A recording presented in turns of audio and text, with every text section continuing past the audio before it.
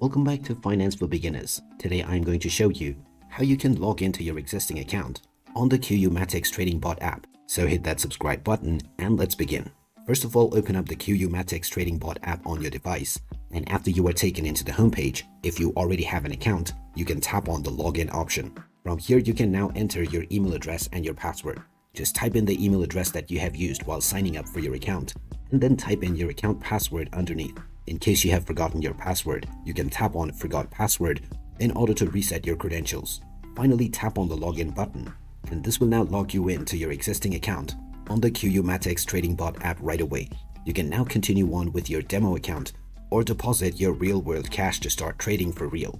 So there you have it. That is how easy it is to log into your existing account on the QU MATIX Trading Bot app. Now, if this video helped you out, don't forget to hit that like button and subscribe to our channel for more useful tips and tutorials. Thank you for watching, and I'll be back with more tutorials.